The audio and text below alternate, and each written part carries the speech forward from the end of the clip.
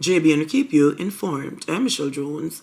Before we get into the news, please remember to like, subscribe, leave a comment, and to share the news with someone today. Now on to the news. Fisherman gunned down in Portmore. A 43-year-old fisherman was gunned down early this morning on Port Henderson Road in Portmore, St. Catherine. He has been identified as Donovan Morgan of Helshaw Park in Portmore. Reports are that at about 1:30 a.m., Morgan was shot and killed by an unknown assailant. No motive has been established in Morgan's death. An investigation is being undertaken by the Bridgeport Criminal Investigation Branch. Fatal gun attack on Constant Spring Road. The St. Andrew North Police are probing the murder of a man who was shot and killed by men traveling on a motorcycle this morning along Constant Spring Road near its intersection with Dunrobin Avenue. According to information received, a Mercedes-Benz was shot up in the vicinity of Phil's Hardware. One of the occupants was taken to the Andrews Memorial Hospital, where he was pronounced dead. Man gunned down in Hatfield, Manchester. A man was shot dead in his car at the entrance to the community of Hatfield in Manchester on Sunday. He has been identified by the police and relatives as 47-year-old Neville Baker. Preliminary reports are that at about 10 a.m., a gunman attacked Baker while he was seated inside his car and opened fire. Baker was subsequently seen slumped over in the driver's seat of his Honda motor car. A police source said Baker has had several run-ins with the law and served prison time for firearm offences. In 2024, he was among 3 men arrested and charged with the larceny of agricultural produce. 2 weeks prior to his arrest, his son was charged with larceny offences. 3 shot, 1 fatally in Linstead. The police in St. Catherine are searching for a gunman who shot 3 men, 1 fatally, on Peck Street in Linstead on Saturday. The deceased has been identified as 42-year-old labourer Jason Martin of Russell and Time and Patience district in the parish. The injured are 57-year-old Mason and a 46-year-old of Bogwalk addresses. Reports are that at about 4 a.m., the 3 men were sitting along Peck Street, also called Back Road, in the vicinity of Calvin's Plaza, when they were pounced upon by a man who brandished a handgun and fired, hitting all 3. Martin, who was shot in the head, died at the Linstead Hospital. The other victims were admitted for their injuries.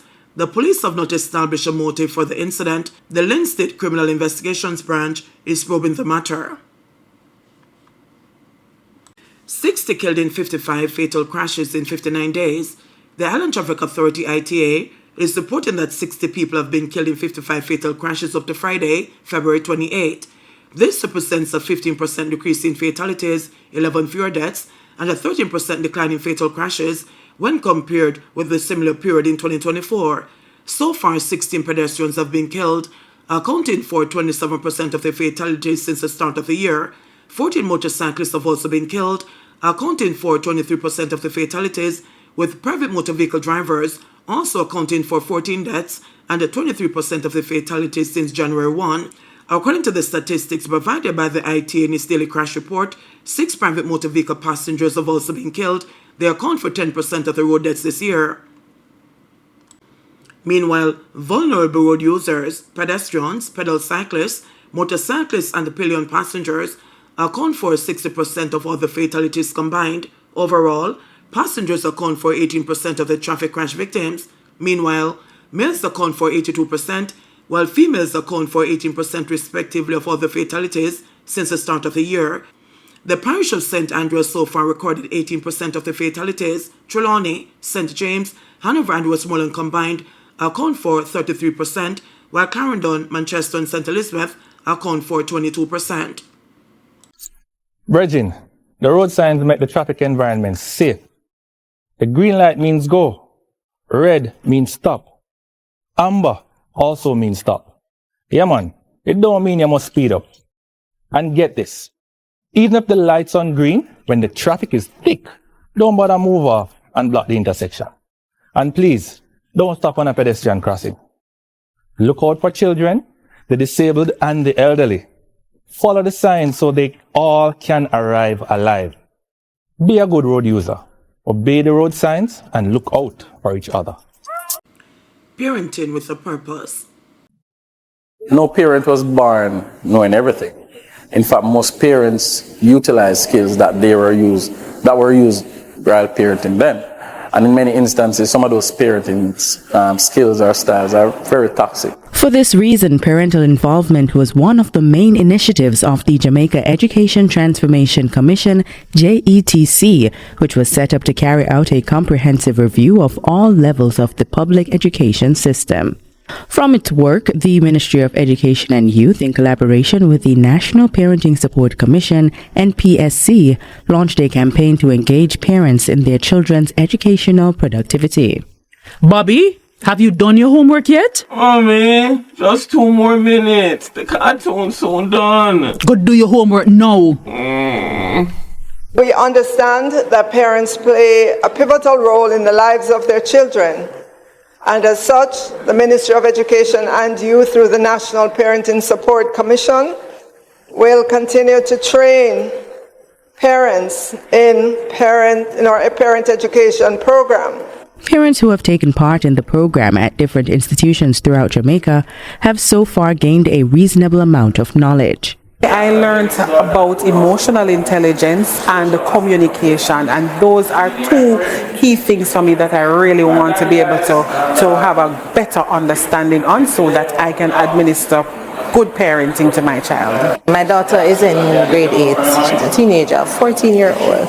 And I am telling you, this is like, when you're looking back at other children that you raised, it's the hardest stage.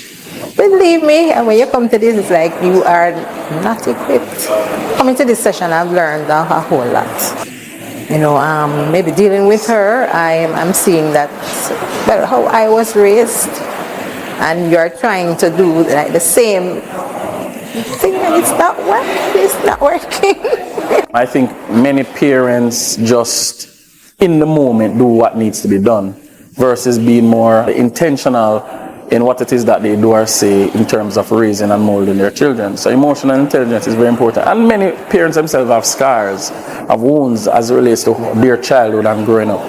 So that needs to be dealt with. Listening skills is very important. Active listening, not just hearing the child, but being able to listen, analyze and ascertain exactly what it is that the child is saying. Bobby, have you done your homework yet? Mommy, just 2 more minutes. The cartoon's soon done. All right, Bobby, you have an additional 2 minutes of downtime, but right after the show ends, I'll help you with your homework. No longer should we be saying children should be seen and not heard. And parents also need to understand that communication is ongoing. You know, there's non-verbal, which oftentimes we can see with our children. The NPSC is continuing a number of activities, such as parent mentorship training and the reactivation of parent places to boost parent engagement. The Parent Place is an interesting program because it offers a mix of services to parents. There's psychosocial support, there is skills building, that's a partnership with Heart NSTA Trust, there is parenting education, and there is early literacy intervention. It's important that as a Ministry of Education, we're supporting the efforts to ensure our children are literate. And so parents get to learn the strategies through the Parent Places, strategies in literacy, so they know how to support their children at home. The ultimate goal is for parents and schools to work together to help children achieve more so that their behavior and academics improve. It is important for parents to be involved in their children's life because you have a role model, and it also takes a community to really and truly raise a child. So parents are very important, and the support, whether moral support or the social support, financial support. So we're encouraging our parents to continue to be great partners in education. And how can they do this? Find out what programs exist in schools that have been implemented by the National Parenting Support Commission, and also join the PTA. JBNN will keep you informed. Please remember to subscribe, like, share, leave us a comment, and click the notification bell to receive our daily news items.